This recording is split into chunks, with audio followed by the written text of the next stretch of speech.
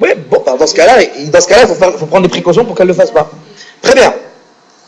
Donc, puisque vous voyez qu'il y a quand même s'il n'est pas interdit de réciter une bracha sans avoir procédé à la netfila du matin, il y a quand même un interdit, c'est d'entrer en contact avec des aliments sans avoir procédé à la netfila. Ça, c'est carrément assourd. Quelqu'un qui n'a pas fait une netfila tzedayim, il touche des aliments. Quand je dis touche des aliments, ça veut dire il touche l'aliment de façon directe, sans emballage, sans quoi que ce soit. Il touche une pomme, une orange, il touche un œuf, il met les mains dans l'eau, ouais, il touche un gâteau, sans avoir fait une netfila, c'est grave, c'est assourd. C'est assourd d'entrer en contact avec des aliments, avec les mains, sans avoir procédé à la netfila tzedayim. Ça, c'est assourd carrément. Le matin, quand vous vous réveillez, vous avez, il y a des pommes devant vous, vous voulez les déplacer, vous n'avez pas le droit de les prendre avec vos mains sans avoir fait une netfila tzedayim. Et si vous les touchez, elles sont impures. Oui. Je parle de quelqu'un qui n'a pas fait une netfila tzedayim. Le matin, il se lève, il n'a pas encore fait une netfila tzedayim, et il commence à toucher des aliments. Assour. Tous les aliments qu'il touche sont tmeim. Ils deviennent tmeim. Ils deviennent impurs. Il y a des halachot après pour ça, pour savoir si on peut encore même les garder, pas les garder, on en parlera une autre fois, mais en tout cas, ce qu'il faut savoir dans l'immédiat, c'est que c'est assourd de toucher un aliment de façon directe avec les mains, sans avoir procédé à la netfila tzedayim du matin. Assourd. Maintenant, où je vais en venir avec ça? Je vais en venir aux enfants en bas âge, voire même bébés, voire même nourrissons. Vous allez voir.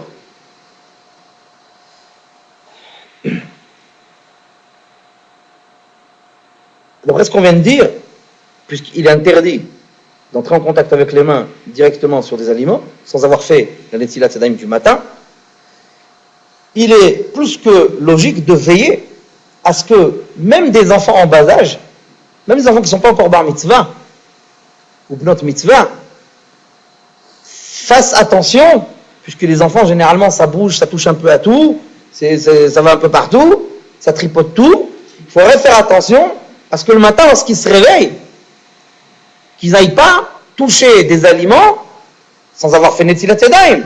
Parce que les aliments qui vont toucher le matin, imaginez-vous, un bon dimanche matin en Gaule, tous les parents font dodo jusqu'à midi, et le petit ou la petite, il se réveille à 8h du mat parce qu'il est réglé par rapport à l'école, et hop, il court dans la cuisine, et il voit le paquet de céréales, il met les mains en plein dedans. Problème, ces céréales, j'ai plus le droit de les manger, ni moi, ni lui, ni personne, parce que c'est assourd de toucher un aliment avec des mains qui n'ont pas procédé à la netfila du matin. Donc apparemment, à l'allure de ce qu'on a dit précédemment, il faudrait veiller à ce que les enfants en bas âge fassent netfila systématiquement le matin au réveil et avant qu'ils ne touchent quoi que ce soit. Effectivement, ce que je vous dis, c'est pas du Baudelaire, parce que c'est rapporté. Le Pri Megadim, dans son Sefer Mishbetzot Zahav, sur le Shulchan Aruch Siman Dalet, chapitre 4, il décrit explicitement ce que je viens de vous dire. Il dit, je ne comprends pas, je vous cite à peu près les propos qu'il emploie, je ne comprends pas la négligence, et le Pri Megadim, il vivait quand même il y a quelques siècles en arrière, il dit, je ne comprends pas la négligence des parents qui ne veillent pas à faire procéder à la netfila tzedayim du matin à leurs enfants avant qu'ils ne touchent divers aliments. Comme ça dit le Pri Megadim, à peu près. Il dit, mais fourage, que c'est assourd de laisser des enfants toucher des aliments le matin sans qu'ils aient procédé au préalable à la netfila tzedayim. D'ailleurs, il n'est pas le seul à dire ça, puisque même Maran Ahida alayhi shalom, il dit la même chose dans Moreh Be'etzba. Il dit qu'on doit faire procéder à la netfila tzedayim du matin à nos enfants, pour ne pas qu'ils aillent toucher des aliments sans avoir procédé à la netfila tzedayim, et qu'ils vont les rendre impurs. Le Gaon Ya'arbetz, il dit exactement la même chose dans son Sidour, à Olé Yaakov. Il dit la même chose. Il dit que c'est une négligence des parents de ne pas faire procéder à la netfila tzedayim du matin à leurs enfants, même en bas âge, avant qu'ils touchent quoi que ce soit. Donc vous voyez que c'est quand même tranché dans les poskim qu'on doit avoir la vigilance de faire procéder à la netfila tzedayim même à des enfants en bas âge.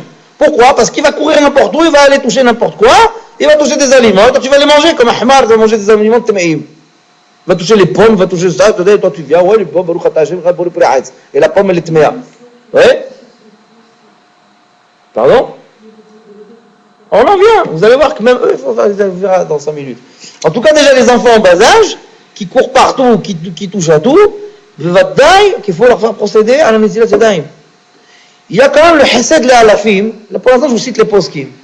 Le Hesed Le'alafim, Rabbi Eliezer Papouar, l'auteur du Péléé en Hetz, il dit, dans son commentaire Shulchan Aruch, il dit combien il est beau et merveilleux de faire procéder à la Netilat Yadayim des enfants le matin, afin qu'ils grandissent avec une grande Neshama et qu'ils grandissent dans la Kedusha, dans la sainteté et la pureté.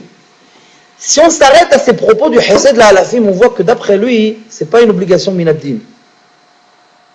Lui, il est nuancé par rapport aux autres.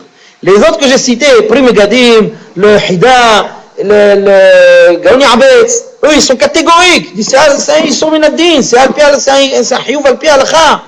C'est un hiyuv al-pi al-din. Ils doivent faire procéder aux enfants le matin. Le Hesed Le'alafim, il va dans leur sens, mais il est beaucoup plus nuancé. Il dit combien c'est beau, combien c'est merveilleux de faire procéder à l'initiative d'un enfant même en bas âge. Comme ça, de cette façon-là, il va grandir avec une grande neshama. Il va avoir une grande neshama, il va grandir dans la kedusha, ça va devenir un grand tzaddik. Mais il ne parle pas d'halakha. Il ne parle pas d'halakha. C'est-à-dire, dans ses propos, on ne ressent pas le côté catégorique, comme quoi que on voit que c'est bien, c'est beau, c'est grand, mais on ne voit pas que c'est obligatoire, tandis que les autres, ils ne sont pas gênés, c'est obligatoire. Comment? Je ne comprends pas, c'est une négligence, Lui, il ne parle pas de ça. Lui, il dit, c'est beau, c'est grand, c'est merveilleux, c'est... Ok?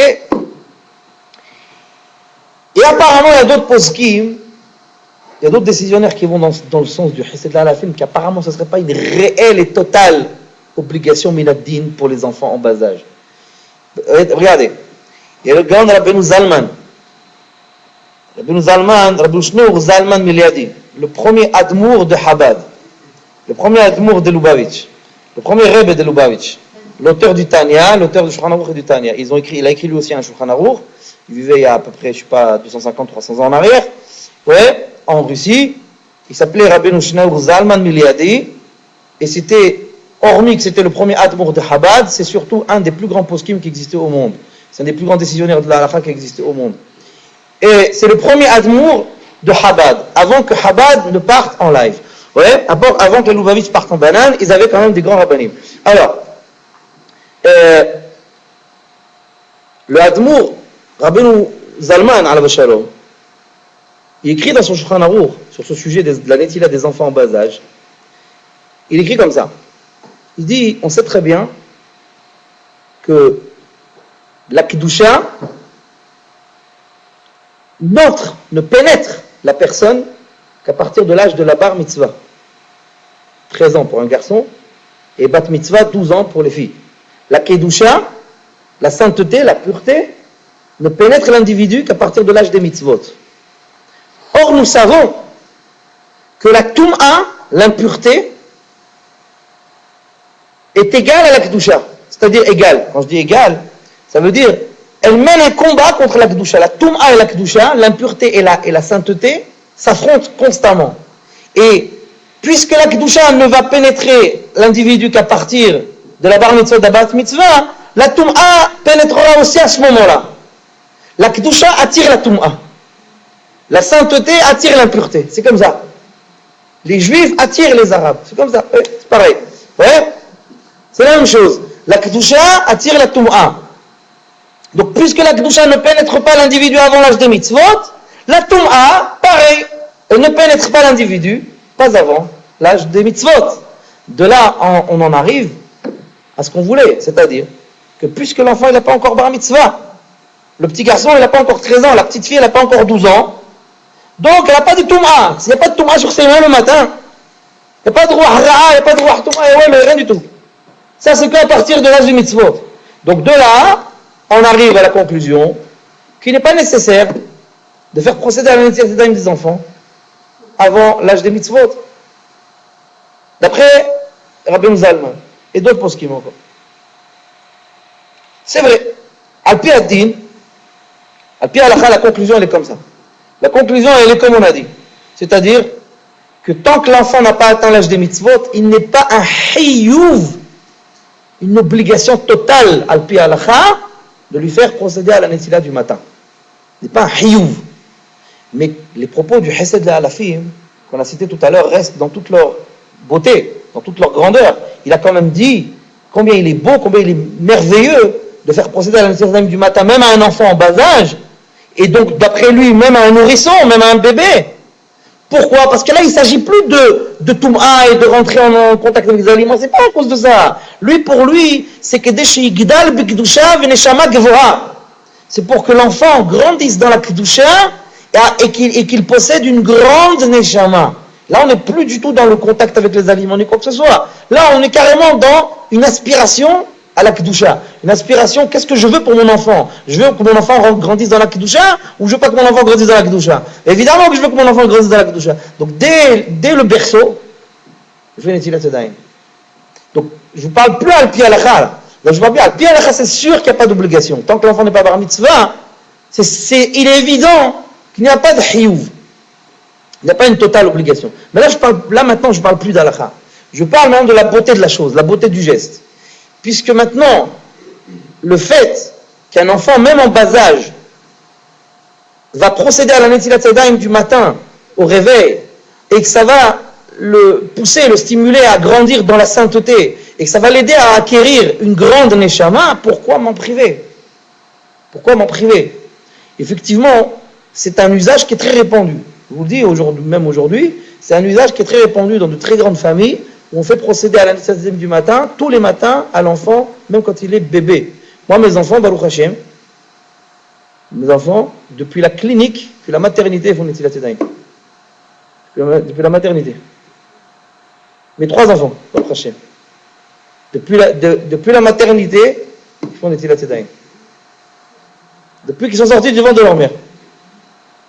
Obligatoire. Ça, chez moi, c'est obligé. Et genre, encore une fois, je répète encore une fois, que Al-Pi halakha, c'est pas hiyuv. La halakha, elle est comme Rabbeinu Zalman. La halakha, elle est comme Rabbeinu Zalman, comme on a dit, que c'est pas un total hiyuv. C'est pas une totale obligation. Tant qu'il n'est pas bar mitzvah ou bat mitzvah, c'est pas une obligation. Mais, pourquoi se priver d'un bonus? En plus, hormis le fait, comme vous dites, que ça lui ancre en lui le réflexe, carrément, ça devient un réflexe. Mais hormis ça fait germer en lui une grande neshama. Grande neshama. Et bien, vous êtes libre de ne pas me croire. Vous êtes libre de ce que je vais dire maintenant. Vous êtes libre de ne pas me croire. Je peux vous garantir que j'ai vu de mes propres yeux, et je ne parle pas de mes enfants, pas seulement, il n'y a pas que mes enfants qui font ça, je connais plein de familles qui font ça.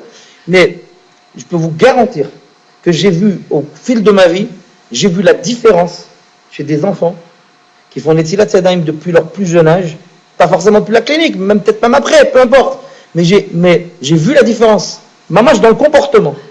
J'ai vu la différence entre des enfants qui font Netilat Yadayim depuis qu'ils sont jeunes et les enfants qui font Netilat Yadayim depuis la bar mitzvah. Ou un peu avant la bar mitzvah. Je vous garantis, j'ai vu, moi, de mes propres yeux, la différence dans le comportement. C'est le ciel et la terre. Vous voyez, dans le comportement, le gosse, c'est pas le même. C'est incroyable. Je vous promets, c'est incroyable. Le gosse, c'est pas le même. Ça ne veut pas dire qu'il ne va pas faire des bêtises, évidemment, un gosse, c'est un gosse. Ça ne veut pas dire qu'il fait des ça ne veut pas de lui un malach. C'est pas parce qu'il fait des télésèmes depuis qu'il est jeune que ça fait que ça est devenu un malach. Non, c'est pas ça qu'on est en train de dire. Ce que je veux dire, c'est que vous voyez après, quand vous discutez avec l'enfant, quand vous commencez à l'observer, même petit, même quand il a 4-5 ans, quand vous l'observez, quand vous parlez un peu avec lui, vous voyez le contenu de ses conversations, le contenu de ses questions, ses interrogations, ses curiosités, c'est pas les mêmes. Bémet, c'est pas les mêmes. Et ça tourne tout, très souvent, ou la plupart du temps, ça tourne autour d'un sujet de Kodesh. Pourquoi ceci? Pourquoi cela? Même c'est des questions bêtes, c'est pas grave, des questions d'enfants. C'est pas des questions bêtes, c'est des questions d'enfants. Mais il est attiré, le gosse il est attiré. C'est dingue. Bémet, il faut faire attention, moi j'encourage tout le monde, les gens, à faire Netilat Yadayim à leurs enfants, même s'ils sont très jeunes, voire même bébés. Bémet, c'est bonus. Bémet, c'est tout bénéf. C'est tout bénéf. On ne se rend pas compte. Des fois, il y a des petits gestes comme ça, vous gagnez tout. Marquez, המזלזל בנטילת ידיים, נעקר מן העולם, נקרא עני. Vous savez que la terminaison de la bracha de Netilat Yadayim, c'est Al Netilat Yadayim. Al Netilat Yadayim, ils ont ordonné l'ablution des mains, traduction littérale. Al Netilat Yadayim, les rachet tevot, les initiales, c'est Ain, Nun, Yud. Al, Ain, Netilat, Nun, Yadayim, Yud. Ani. Ain, Nun, Yud, ça compose le mot nécessiteux, pauvre, Ani. Celui qui est négligent dans la Netilat Yadayim, ça mènera à la pauvreté. Rahman l'Islam. Marquez une fourrage. Il ne faut pas être négligent avec les Netilat Yadayim. Que ce soit celle du repas, que ce soit celle c'est pareil, sur ce point-là, c'est la même chose. Que ce soit celle du réveil ou celle du repas, il ne faut pas être négligent dans les Netilat Yadayim. Il faut accomplir les Netilat Yadayim. Vous verrez dans les shiurim, dans les prochains shiurim, vous verrez le nombreux halachot qu'il y a rien que sur la Netilat Yadayim du matin. Vous verrez le nombreux halachot qu'il y a, la façon comment il faut faire, etc., comment on a commencé un petit peu à l'aborder. Vous verrez qu'il y a énormément de points qu'il faut respecter. Il ne faut pas être négligent là-dedans. Parce que Hasvi Shalom, ça peut amener des choses pas très agréables sur la personne. Voilà, donc on continuera avec Hashem la semaine prochaine. La semaine prochaine, on continuera encore dans la halachot Netilat Yadayim, on verra d'autres cas de figure, le toilette, etc. Est-ce qu'on doit aller aux toilettes avant de faire Netilat Yadayim? Est-ce qu'on doit aller après? Combien de Netilot il faut faire? 1, 2, sans bracha, avec bracha? Enfin, on verra dans tous ces cas. On verra aussi dans les shiurim d'après la façon comment on doit s'habiller, dans quel ordre on doit s'habiller le matin, de quelle façon on verra la tsni'out, etc. Voilà.